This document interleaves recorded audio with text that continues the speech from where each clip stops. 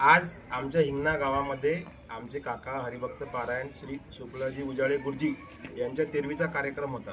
तर या कार्यक्रमामध्ये जवळपास 600 लोकांच्या जेवणाचा आम्ही कार्यक्रम ठेवलेला होता।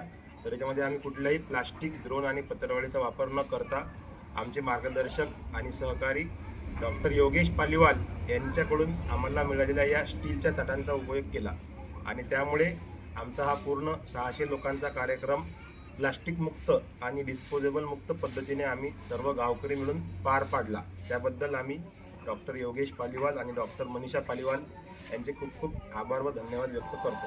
स्वच्छ भारत का इरादा कर लिया हमने, देश से अपने वादा कर लिया हमने। स्वच्छ भारत का इरादा कर लिया हमने, देश से अपने वादा कर लिया हमने।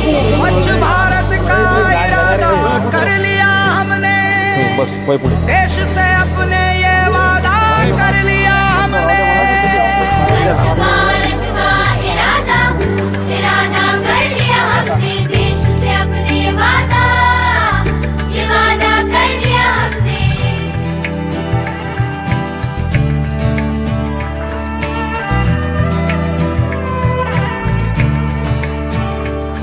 हमसे निकलेगी स्वच्छता की एक नदी, चल चल चल चल कल कल कल कल एक धुली सी जिंदगी।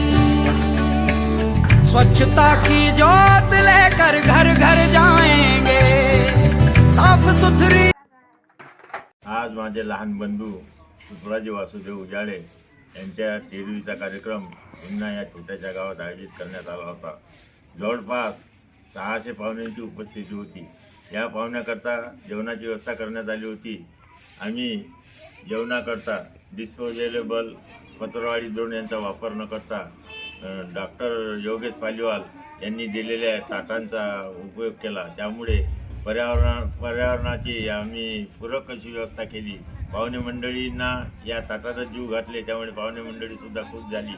पत्रावळीवर जेवताना पुष्कळ वेळा पत्रावळीचा काही भाग मनुष्य शरीराच्या पोटात जातो, त्यामुळे रोग होण्याची भीती असते। डॉक्टर पालीवाल यांनी दिलेल्या या ताटामुळे हा जे रोगाचं भय होता तो आमचा निवारण झाला आणि त्यांनी आम्हाला विनामूल्य कोणताही मोबदला न घेता ताटे पुरवली। त्याबद्दल योगेश पालीवाल यांचे आम्ही आभारी आहोत। विशेष म्हणजे पर्यावरणाच्या दृष्टिकोनातून ही ताटाचा वापर करणे फार योग्य आहे, हे डॉक्टर पालीवाल यांनी दिलेल्या मदतीने आम्ही सिद्ध केलं। गावकरी आणि पाहुणे मंडळीसुद्धा ताटात जेवण दिल्यामुळे खुश झाले।